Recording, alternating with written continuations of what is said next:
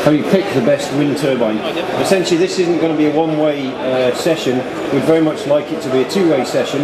Essentially we have a panel here of some crack industry specialists and we really use this opportunity to grill them on projects or questions that you may have. Just to point out who we have, myself, my name is Mark Jennison. I work for an organisation called Realise Renewables, general renewable energy consultants, but I specialise in wind energy. Then on the far side we have Barry Truswell from Scott Moncrief Accountants, and essentially Barry's here to make sure you get off on the right foot with your project, and certainly in terms of financial efficiency make sure you're getting the most out of your wind project. So any questions of a financial nature pushed in Barry's direction. We then have in the middle, in the blue check shirt, we've got a check shirt in blue is Charlie Robb. Charlie actually owns and operates an Enercon 900 kilowatt turbine and has probably installed more turbines than we've had hot dinners over the years. And basically, if it's gone wrong, Charlie's seen it go wrong. So from a kind of technical things falling over, breaking, design point of view, Charlie's your man. And then finally on the end, in the brown check shirt, we have Dr. Colin Anderson. Colin is very much involved in the early stages of projects, siting, design, but also from the grid side and the electrical side. So between the four of us, hopefully we'll be able to answer your questions. What we really want to do is empower you to be able to go away around the show, visit installers, manufacturers, and ask some detailed and searching questions and make sure you're getting the right answers. The other reason for this is we're also, Green Energy Net is launching a wind turbine owners club today. Now essentially this is an online forum for owners or aspiring owners of wind turbines, and the idea is that the debate we're having today can continue online away from here. You can exchange information between other owners of wind turbines, and this can continue for months and years to come over the lifetime of your project. We've no agenda for this. We've just want to keep it open, keep it fluid. We want to hear from you. We have got some pictures to illustrate some of the points if that is relevant. But what I've done is I've just put up some key headings here that we may talk around, some of the issues we could talk around in terms of choosing turbines, the wind resource itself, planning, the technical side, the commercial side, the financial side, and finally the legal side. These are all issues that come into play when you're trying to make a decision over your wind project, and these are some of the things we want to get into.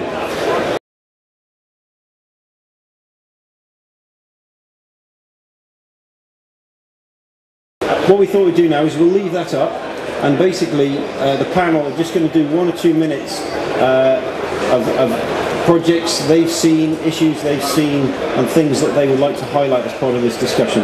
So, Colin, if we can start this then with yourself.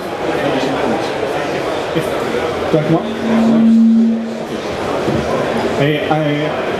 I will talk a little bit about the siting of wind turbines, the wind conditions, and the wind classes that turbines are designed for, because you have to know that you're buying a turbine that is suited to the conditions that you're installing it in. Can you put my slides up, please, Mark? It is important to have some kind of survey of the wind speed and the turbulence conditions at your site. But this is a kind of simplistic slide showing what are the characteristics of good and bad wind sites.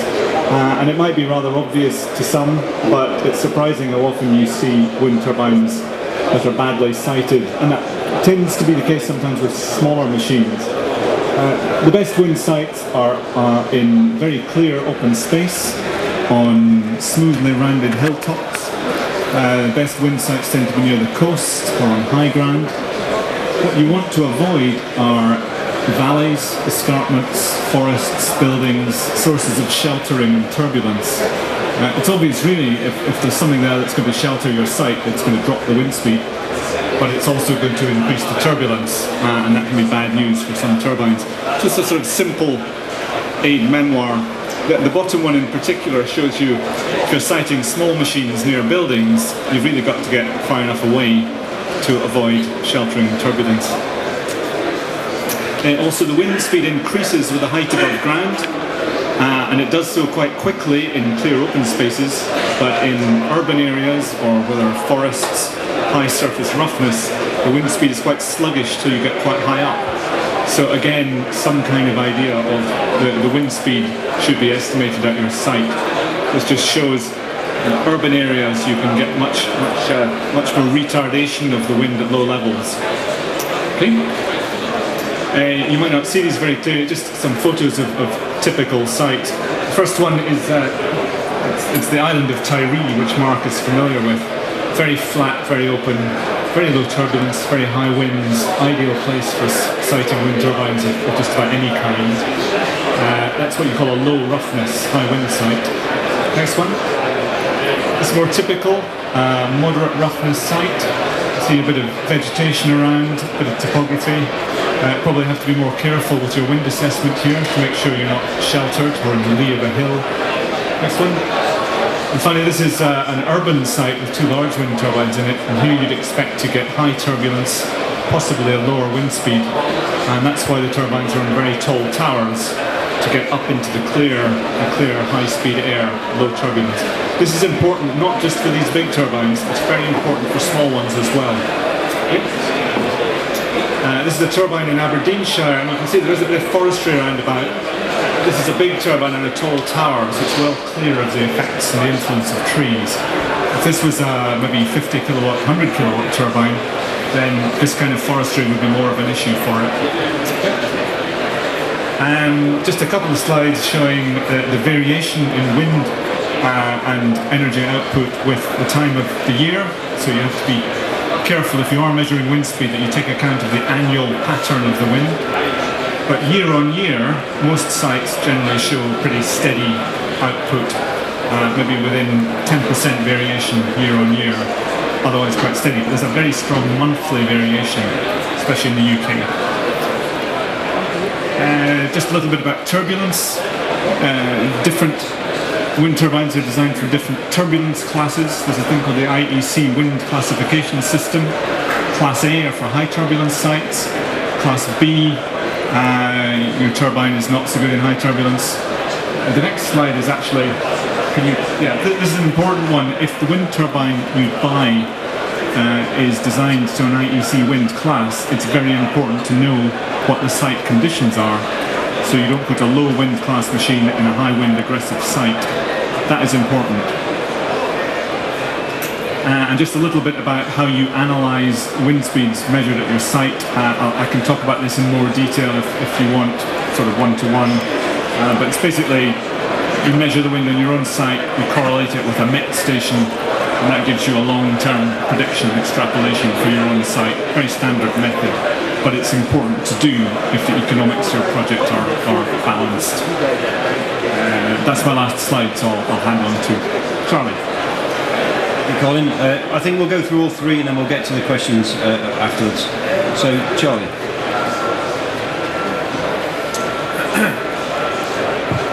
Okay, I'll give the engineer's perspective, which will probably overlap with the others. It's certain that history demonstrates that small wind turbines are a minefield for the unwary. What you're doing is purchasing a machine that has to do a very difficult job. It both has to generate power as it's meant to in normal conditions, but it also has to survive for many years in all weathers, and it's a lot to ask from any machine that you're putting out of doors. Many manufacturers have come and gone, and installers, and probably the biggest reason for that is technical problems with the equipment. If either the manufacturer or the installer disappears during your warranty period, or even after your warranty period, you may be left high and dry. No technical support, no spare support, no warranty. so it's very important to be careful about your purchase. It's essential to select the best machine that you can for your application and for your budget. It's got to be correct for the wind regime, as Colin's already said. You've got to choose the correct tower height. There's a tendency for towers to be too short. Sometimes you can get away with short towers, but sometimes it's a very bad idea. You have to consider grid connection issues. Some turbines are only suitable for three-phase grid connections.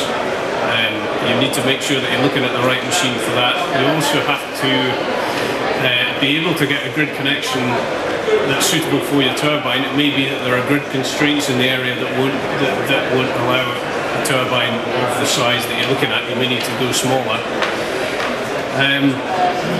I would say that you need to be very careful if looking at new machines on the market. I personally would be reluctant to buy a machine that didn't have some kind of track record.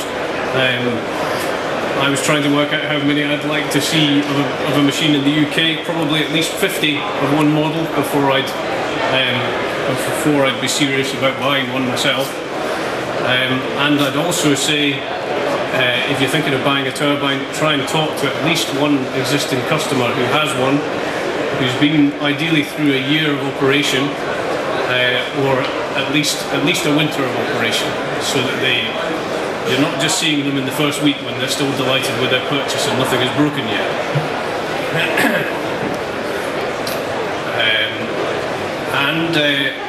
Try to choose your seller or installer carefully.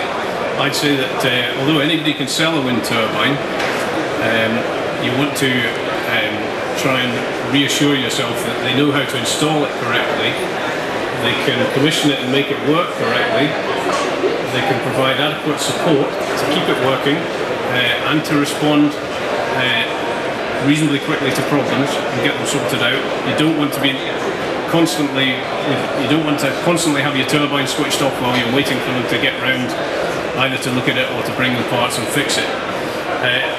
You also have to somehow convince yourself that the installer will be around long enough and be sufficiently solvent to honour the warranty. However, the flip side of all this is that some customers just won't take no for an answer. They're determined to invest in a wind turbine, and to some extent they won't listen to reason. Or you're trying to earn a living, you're being as honest as you can with the customer, you install it for them, and then straight away they're complaining that it doesn't work right, and it's all my fault. I think it's important for the purchasers to take some responsibility for what is an expensive purchase. If you do it right, then it should be worthwhile, but if you do it wrong, you could lose all of your money, and that could be tens of thousands of pounds, and I hear the story over and over again. Okay. We have got some pictures, Charlie's got some pictures of things that can go wrong. Do you want to show them now, Charlie? Yeah, why not? Yeah. Okay. Yeah.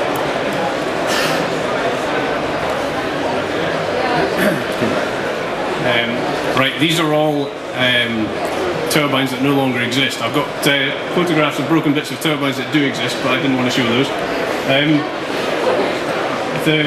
These are basically, if you see these broken things, then you're in trouble.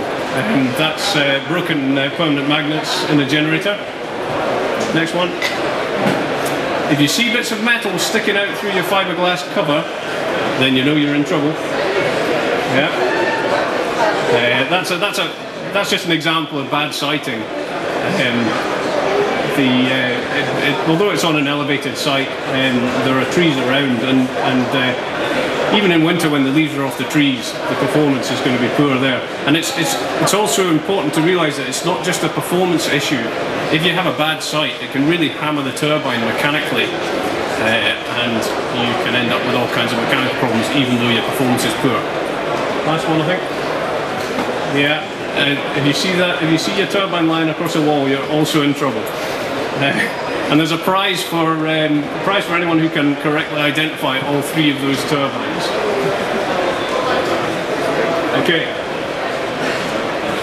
Okay, finally, last but not least, Barry. Thank you. Hi, I'm Barry Trusser from Scotland Creek Chartered Accountants. I've been working with clients in the onshore wind sector for around about 10 years now. Firstly, it was pretty much exclusively with large developers who adopted a portfolio approach. They would develop a number of sites in the knowledge at least a few of them would be successful, which would cover the costs of the remaining unsuccessful sites. But over the past few years we've seen a shift towards smaller scale developments as the landowners have become more educated in the benefits to them of undertaking their own project. Initially that became evident through the developers we act for, finding that they were being approached by the landowners and they were fighting back about wanting a piece of the action, asking more questions, negotiating more complex structures. So over that period of time now, in more recent years, we found that we're actually working with a large variety of smaller clients. More and more clients are coming to us and asking for advice on proposals that they've been given by the installer and how sound the assumptions used in those proposals are. And so we found ourselves doing a lot more due diligence work because these proposals don't always paint, well, they can paint a rosy picture, let's say. And I think through doing this work it's definitely become apparent to us that the importance of getting independent financial and technical advice when you're undertaking a project to make sure that the results are in line with your expectations. I think just to add from my own point of view, I'm very much involved in the planning application side of wind projects, and from my point of view, I'm seeing a lot of changes to decisions on the choice of technology in the middle of a planning process, and you wouldn't believe the difficulties this causes and the increased costs.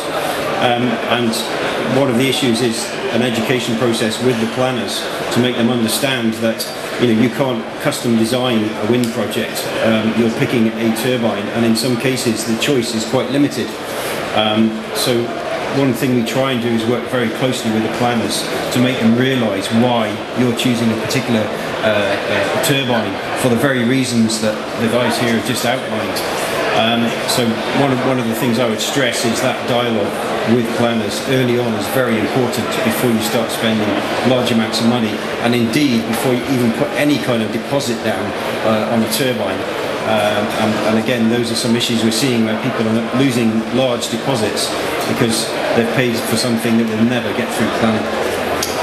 So on the basis of that, I said this is a two-way process now. We've done our bit, so we'll be very keen to hear from yourself. So gentleman at the back. Right, I have a quite fundamental question. As we know that the bigger windmill you build, the more efficient it gets, and it also will rotate slowly, which also reduces some problems. So knowing all that, does it make any sense for a single person to build a windmill at all? And shouldn't it be better for people interested in coming together and a few big ones instead of hundreds of small ones? Thank you. Colin, I think that's a good question for yourself. In my opinion, you make a very good point. Yes, the idea that maybe several farmers could collectively own one large turbine would make a lot more sense than each of them owning a small one. The problem at the moment is that the feed-in tariff in the UK incentivises small turbines quite highly, which is maybe a mixed blessing. Over to Charlie.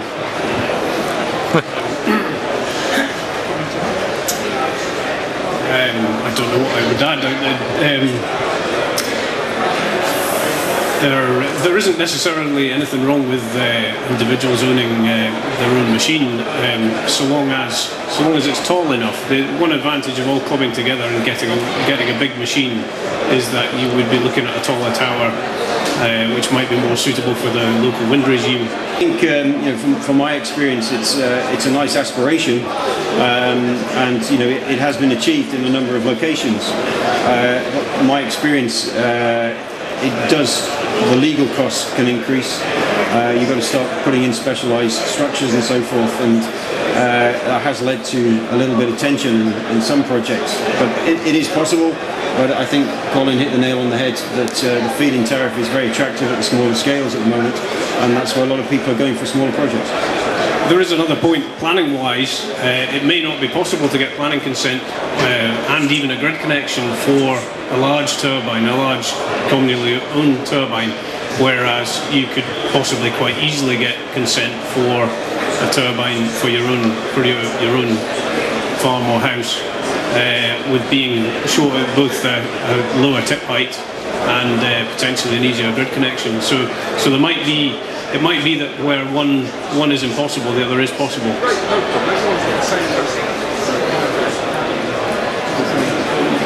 Just to add to that, as Colin had said, we actually looked at an example. We were comparing a 500 kilowatt turbine and an 800 kilowatt turbine. And the 500 kilowatt turbine was actually more profitable because of the fit rate bandings. So as Colin said, the government incentives are geared towards smaller developments. And as we found to be the case, it's usually the landowner is the one that is keen to get the bulk of the profits. So there's maybe the person that actually owns the land, there's maybe not as much incentive for him to enter into an arrangement to let other people get a cut of his share of the profits. The effect of the wind on the output, the amount of power in the wind varies with the cube of the speed. So if you go from 2 meters a second to 4 meters a second, the amount of power flowing through the rotor area goes up by a factor of 8. So it's very critical. So a site with an average wind speed of 5 meters a second at hub height might be marginal or uneconomic. 6 or 7 meters a second could be economic, and 8 could be very, very profitable. It's quite a steep curve in wind speed. Yes, the question is relates to putting a turbine inside the building, and what advice would you give if you're looking at doing that? Sort of looking at microgeneration rather than.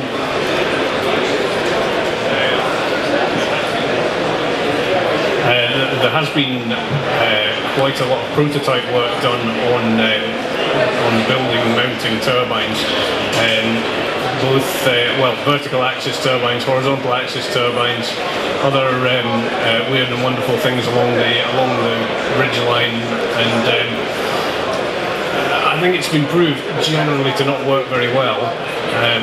You've got the advantage of putting something on top of a building that you've already gained a lot of height, but there are definitely safety issues, and also there tends to be quite severe turbulence.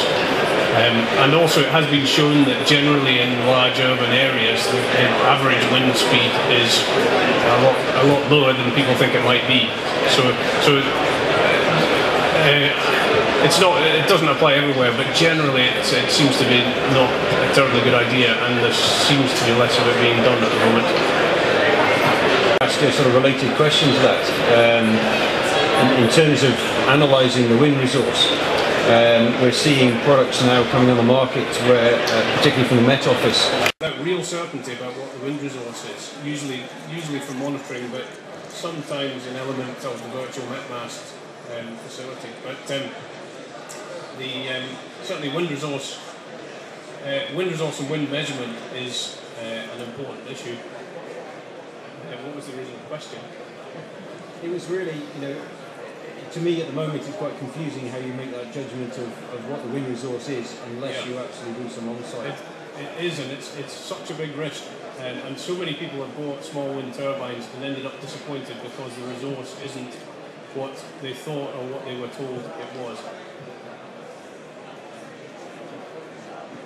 Hi, Damien Matakan at Green Cat Renewables. Actually, just come back on that virtual MetMast question. So, Green Cat Renewables, you know, wind resource assessments, measuring wind, and also desktop work. And actually, the virtual netmass looks like a major improvement on the Noable estimates, much more accurate.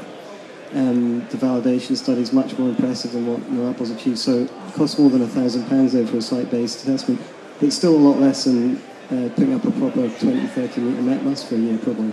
So that's a response on that one. Very useful, thank you. Yes, I wonder if you could tell us the pitfalls of manufacturers' warranties and maintenance contracts that are now such an important part of financing your turbine project. I can try. One of the biggest pitfalls, as I pointed out at the start, is that either the installer or the manufacturer may not be around until the end of the warranty period. So generally warranties are 5 years now. If one of them disappears for whatever reason, you could be left with a big problem in terms of if it's the installer that's disappeared but not the manufacturer. Even then, you may have difficulties because although you can still get spare support and parts support, you don't have anybody to do the work for you. So that's the biggest pitfall. I suppose along with that, some installers are better than others, and some manufacturers are better than others at really dealing with problems. What you don't want to do is spend months out of every year with the machine not working right because they're not getting round quick enough and fixing it, or they can't get the spares, or they simply don't know how to do it properly, or they haven't installed it properly in the first place. So I suppose those are the main problem areas. Just a quick word about the warranty and maintenance on larger turbines, sort of medium and upwards. They don't warrant them for 2 years or parts and replacement. Nowadays they warrant the availability of the turbine. So they'll say it will be available to generate 97% of the time, and if it's not, we'll do whatever we have to put it right, whether it's to grease a bearing or replace a blade or whatever. So it's completely all-encompassing. It's expensive, they take a cut of your revenue, but it's a very comforting warranty, and the banks like that. I don't know if there's anything like that yet for the smaller turbines, but maybe it'll move that way.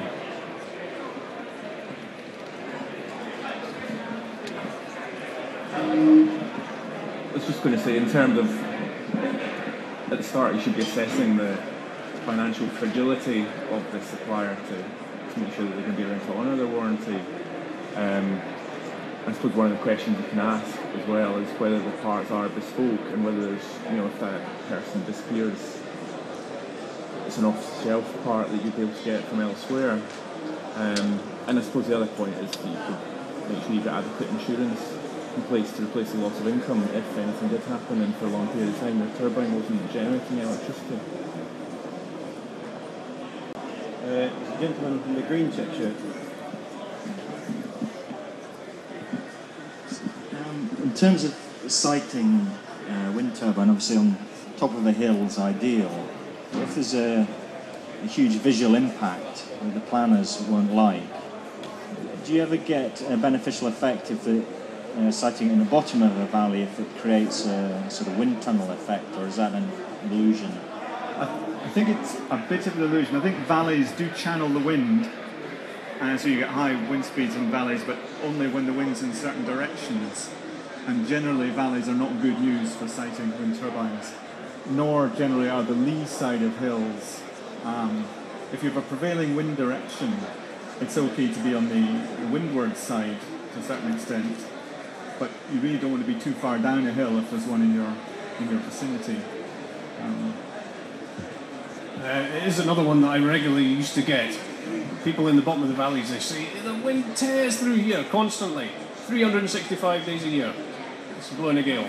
But no, experience proves that it doesn't. Like Colin says, the wind resource doesn't tend to be so good. One point about resource assessment is it doesn't have to be desperately expensive. You can do something like a 10-metre met mast for only a few £100 and get useful data from it. And I would say that if a site is at all, if you're at all uncertain about a site, it's worth doing. Some people are just in too much of a hurry. They say, I can't wait 6 months. or a few months to collect data, but I think it's definitely worth doing. And also choosing a turbine that is suitable for that wind regime. If you have a site that is more moderate, then some turbines are definitely better than others for more moderate sites. Thank you. Another question. Can we have one more question before your second one? Just the gentleman behind you. We've still got plenty of time. We're dealing with a relatively new technology. Are we on the cusp of something that's going to make a lot of what we've got just now obsolete? What I'm really saying, is this the time, or is 2 or 3 years down the road the time? Wind energy isn't really new technology. It's the first electricity generating windmills were more than 100 years ago. And you look at like the turbine you can see out from the car park here, that benefits from 30 years of continuous R&D and evolution. So large wind turbines are actually a very mature product.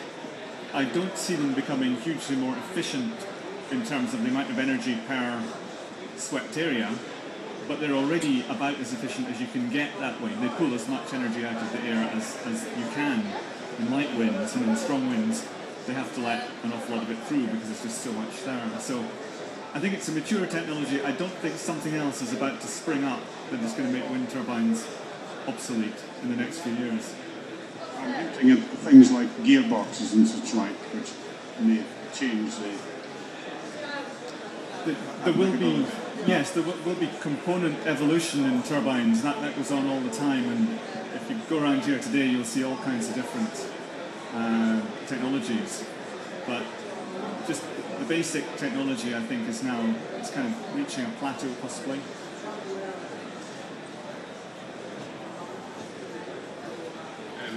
I suppose it's worth mentioning on the gearbox question, there are a lot of machines that don't have gearboxes in them now, which gives you some advantages mechanically. But there are all kinds of different ways of making machines, and most of them, as Colin said, have reached a kind of efficiency plateau. Really, there are tweaks that can be made, but what people are trying to achieve now is machines that perform well and are extremely reliable. It's a lot about reliability, I would say. We actually have Garth Entwistle here from the Huntley, what's the trust? Huntley, I can never say it. Huntley Development Trust, who is recently, it's a community project, successfully put up an Enercon 800 kilowatt turbine. I got that bit right. And Charlie also has his own Enercon 900 kilowatt turbine. And that's a good example that Garth is over in the east of Scotland, Charlie's is over in the west of Scotland. It's pretty much the same turbine, but they're for different wind conditions and they're different class machines. And the question basically is, what would you say was the biggest issue or the biggest lesson learnt from progressing your own project? Garth, do you want to have a kick-off? Well, the biggest the most important thing is to get a good site, to find a site with a good wind resource where the landowner is happy for you to build your wind turbine, and you've got to reach a commercial agreement with that person. Of course, there's lots of problems as you go through it, and I'm just thinking about the grid connection. We thought was an insuperable problem that we could never overcome, but we overcame that and found a very happy solution. And then it was the energy and then the choice of the turbine, and but the big problem at the very end was finance and getting the banks to support us, especially when the feed-in tariff was so uncertain. We had lined up quite a large number of grants, but we had to give all those grants away to comply with the feed-in tariff. You can't have grants and feed-in tariff, they're incompatible according to Ofgem. And that gave us a lot of headaches as we worked through with the banks. But the bank was very good and helped us finance the project. So there was problems all the way along. It seemed very difficult. You get a grid connection, and you think that's great, and then you get an invoice for £50,000, and how are you going to pay that? And well, some people can pay it very easily, but we couldn't. And so it's these problems are unique to every project, of course. We were a community project. We had our own difficult problems, but it was in the end the biggest issue was financing the thing. Yeah. Any comments, Charlie, on your own build? Well, I suppose if you're looking for the biggest thing I learned from it, it's I suppose it proves that ordinary people, if you've got a site, it is possible for an individual or a person, so it doesn't have to be big business that does it. Individuals or community groups, it is possible to achieve, you know, you can make it through all the grid connection, planning consent, all the other development aspects, and achieve something that you won't regret at the end of it. Do we have any more questions? Hi, yeah, I've heard that inverters can sometimes prevent the grid export from the turbine onto the grid, but I don't know enough in layman terms as to why that would be the case. Have you got any comments on that? A lot of smaller turbines especially are inverter connected to the grid. So rather than the generator being directly connected to the grid, you have an electronic box called an inverter, which is converting your wild energy that the turbine is producing into grid compatible power. You wouldn't inverters wouldn't normally prevent the export of power. There can be issues with grid faults, with too much power from the wind turbine, but no, normally an inverter is just part of the system. Also, some big turbines, for example, the Enercon machines use inverters entirely for their grid connection. They're not direct connected to the grid either. They use massive inverters inside the tower, so it's conventional now. So would it be a case of maybe sizing the inverter appropriately if it's not sized to handle the power output from the wind, and then I'll see a wind turbine not rotating, so it's been switched off or something? Yeah, certainly there have been issues with small wind turbines where the inverters are not large enough for the peak output of the turbine, and in that situation you can get the turbine shutting down due to overvoltage.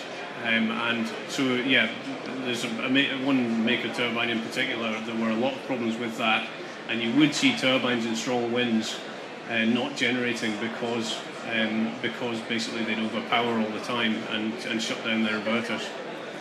Thank you. There's a question for the panel. There's lots of turbine manufacturers in this hall and through the many other halls. And there's lots of people that will be quite confused about how to pick which is the best for their site.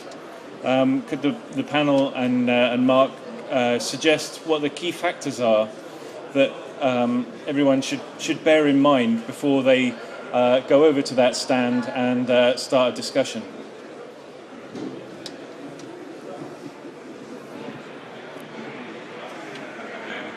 Say something. Yeah, make sure see who's got the best free pens, as I said at the start, track record is important to me, and ideally you would want a few turbines of that model running successfully in the country. Ideally, go and visit somebody or talk to somebody who's owned one for at least a winter,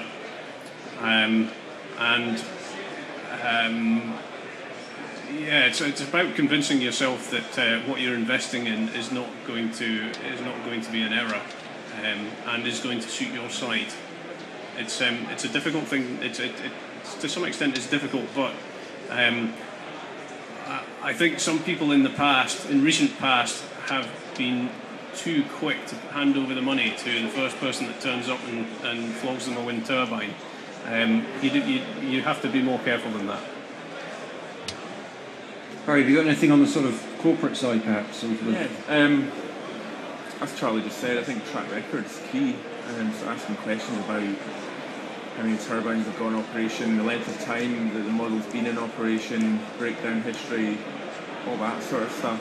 And then doing a bit of research on the types of terms that are included in their warranty, and then looking at the company itself, how stable it is financially, and whether there's any risk that it won't actually be able to honour that warranty. I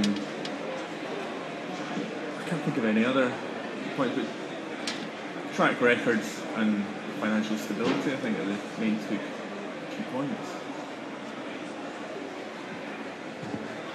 At the risk of being boring, I would just agree with the others. I'd say ask the manufacturer, where can I go and see one? Is there one I can go and see in half a day, and can I speak to the owner, and can I see his energy output and ask him what it costs to put it in? You need to be ready to do some research and not just take for granted what you're told. For small-scale turbines, would you recommend horizontal or vertical axis ones?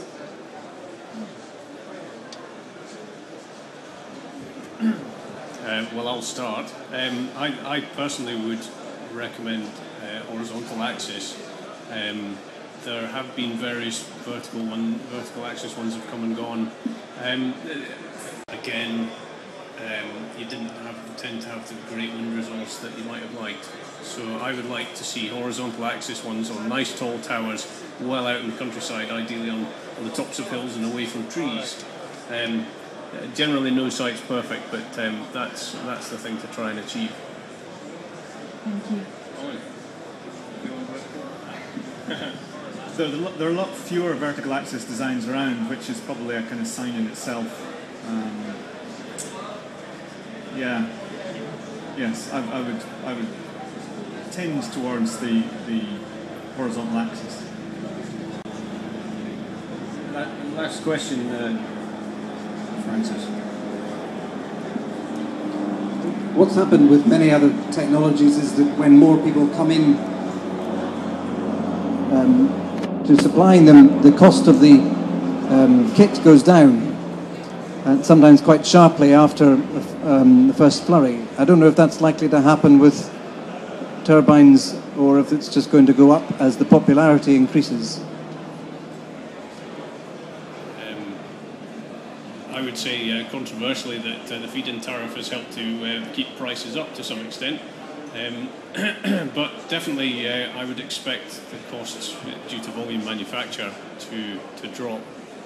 Installation cost is hard to bring down because every site is different with wind turbines. But I would expect the cost to come down. I'll go back to the vertical axis question again. If you were seriously looking at purchasing a wind turbine, it's back to that thing where if you were looking at if somebody came and tried to sell you a vertical axis wind turbine and said this is the best thing ever, you should be asking those same questions. What's the track record? Can I go and visit one? Because you might be taken in by the wonderful idea and it all sounds great and it looks really nice, but if it's not going to actually generate the money to make the return that you were looking for, you could be simply throwing away your money. I mean, you can't say that applies to all vertical axis wind turbines. There are some around, and they may work quite well on some sites, but it's important at the end of the day, you don't want to be throwing your money away.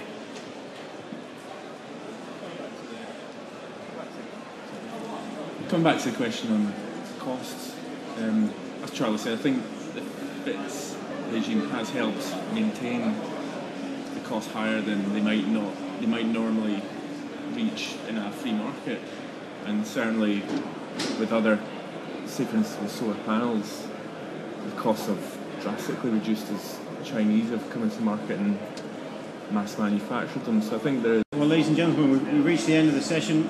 Thank you very much. There's a gentleman at the back who's just been reading a wind turbine brochure, I hope with a new pair of eyes after the session. Hopefully the debate continues after this.